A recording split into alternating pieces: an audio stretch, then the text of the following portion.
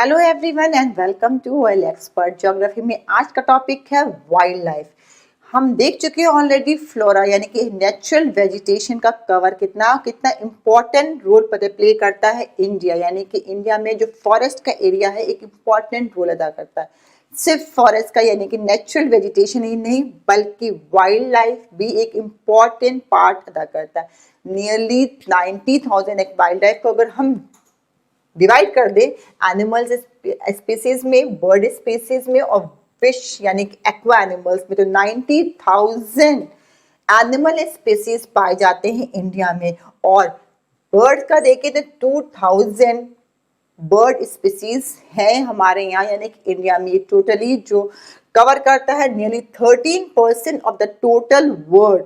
जो total world में जितनी स्पीसीज हैं उसमें से आपका 13% इंडिया में पाया जाता है। वहीं अगर एक्वा की बात करें यानी कि जो एनिमल्स फिश हैं या फिर और एनिमल्स जो एक्वा में मरीन में रहते हैं यानी कि वाटर बॉडीज में रहते हैं, वो नियरली कवर कर 2,546 स्पीसीज हैं, यानी कि उसमें भी वेरिएशन बहुत पाए जाते हैं, जो कि 12% टोटल जो वर्ल्ड का है उसमें 12% इंडिया कंट्रीब्यूट करता है। यानी कि बहुत ही ज़्यादा वेरिएशंस मिलते हैं।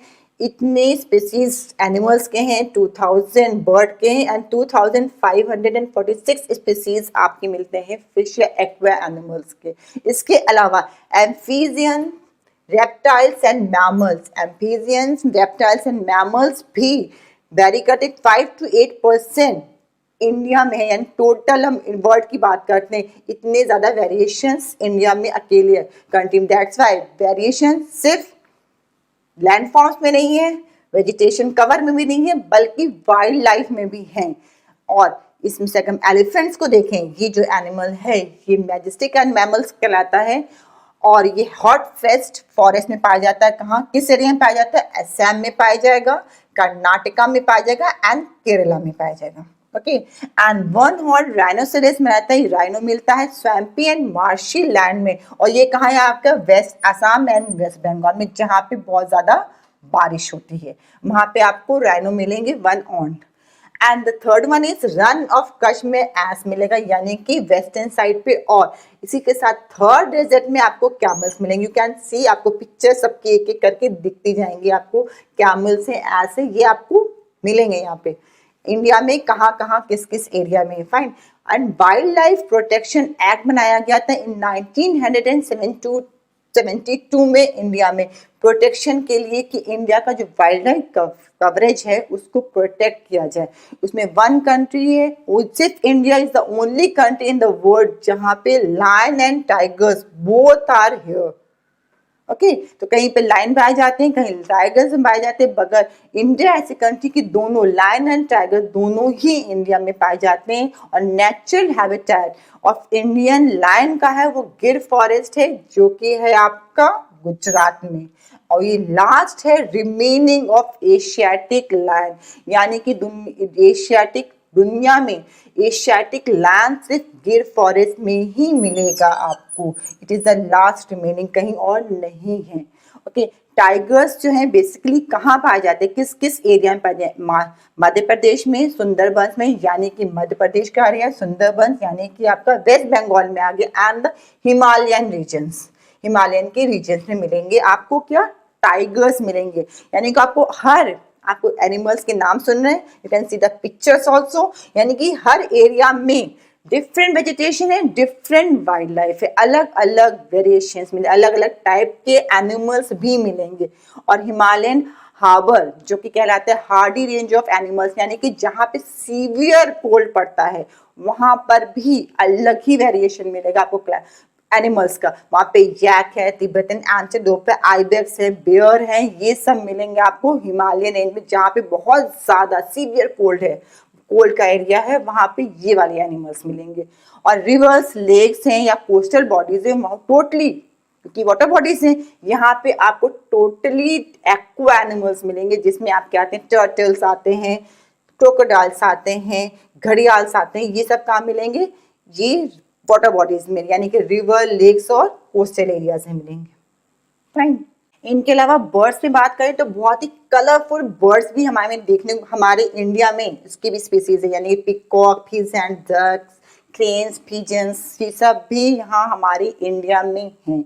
अब बात करते हैं कि जो क्रॉप्स भी हैं, ये हमने देख लिया कि वाइल्ड लाइफ में एनिमल्स, बर्ड्स और एक्वाक सबको देख लिया बहुत प्यारे से। अब हम थर्ड टॉपिक को और एनलार्ज करते हैं, थोड़ा सा और क्लियर करते सीन कि क्रॉप्स बहुत सारे सेलेक्टेड हैं ऐसे जो कि हमने एडिबल प्लांट से लिए हैं, यानी कि नेचुरल वेजिटेशन से हमने बहुत सारे ऐसे प्लांट्स लिए हैं जो हम खाने में अपने यूज़ करते हैं।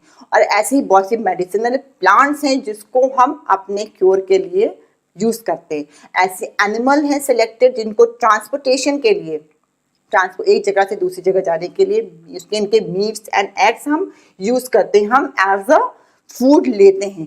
ऐसी फिश जो कि बहुत ही न्यूट्रिटिव फूड है वो हम एज अ फूड अपना मील में लेते हैं। फाइन, तो ये सारे, और कुछ इंसेक्ट्स ऐसे हैं जो पॉलिनेशन ऑफ क्रॉप्स के लिए बहुत ही ज़्यादा इम्पॉर्टेंट है। तो ये सब कुछ क्या है, सब एक इन सर्कुलेशन में चल रहा है, यानी कि इकोसिस्टम में ये सभी चीज़ें, चाहे वो आपके क्रॉप्स हो या वेजिटेशन कवर हो या फिर वाइल्ड लाइफ का हो, सब एक इम्पॉर्टेंट रोल अदा कर रहे हैं।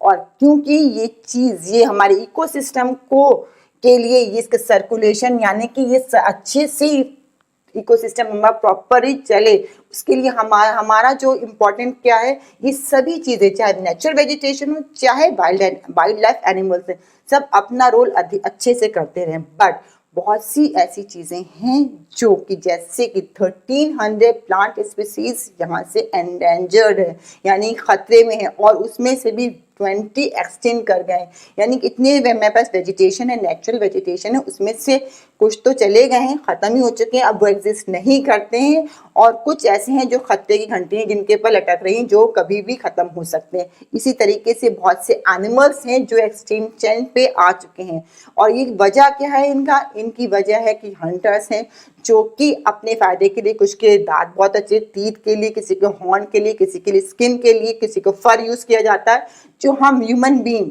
यूज़ करते हैं। तो हंटर्स इनको कैच करते हैं और इसका यूज़ करते हैं। ऐसे ही हम फॉरेस्ट कवर को क्लियर करके अपने लिए हैबिटेट बना रहे हैं, यानी कि हम अपने लिए या तो एग्रीकल्चर लैंड ले रहे हैं, या फिर हम अपने इंडस्ट्री लगाने के लिए, या फिर अपने रेजिडेंशियल के लिए वो लैंड क्लियर कर रहे हैं, यानी कि वेजिटेशन कवर जो है हमारा नेचुरल वेजिटेशन कवर, उसको हम क्लियर कर रहे हैं अपने लिए।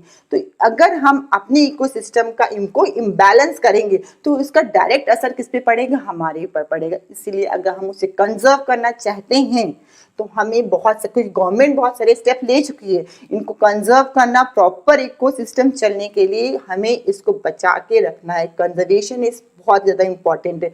इसके लिए कंजर्वेशन के लिए गवर्नमेंट ने बहुत सारी स्कीम चलाई हैं, और जनरल पब्लिक को भी अवेयरनेस होनी चाहिए, अवेयर होना चाहिए, उसे पता होना चाहिए कि अगर हम इन सब चीज़ों को अपनी लाइफ से हटाएंगे, एक्सटेंशन पे आ जाएंगे, तो इसका असर हमारी लाइफ पे पड़ेगा।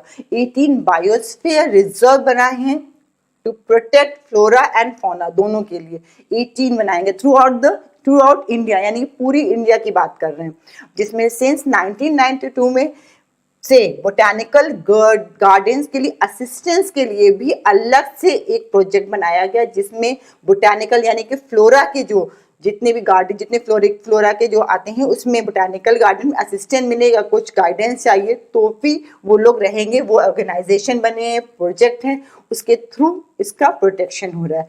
इको डेवलपमेंट प्रोजेक्ट बनाए गए जैसे कि प्रोजेक्ट टाइगर, प्रोजेक्ट रायन, ये सब बनाए गए हैं। इसकी वजह से क्या करें, इनको टाइगर को, राइनोस को, इनको कंजर्व किया, प्रोटेक्शन दिया जा रहा है। ये अलग अलग एरियाज में है। 103 नेशनल पार्क्स बनाए गए हैं, 535 wild life sanctuaries and zoological gardens बनाए गए हैं, यानी कि गवर्नमेंट ने अपनी तरफ से सब स्कीम्स बना रखी, प्रोजेक्ट चल रहे हैं, बट जनरल पब्लिक को भी अवेयर होनी चाहिए और अपने नेचुरल वेजिटेशन और वाइल्ड लाइफ को कंजर्व करने के लिए, उसके प्रोटेक्शन के लिए बोल्ड स्टेप उठाने चाहिए। For today's class, that is enough. We are going to meet in the next class with another topic. Till then, take good care of yourself. Thank you.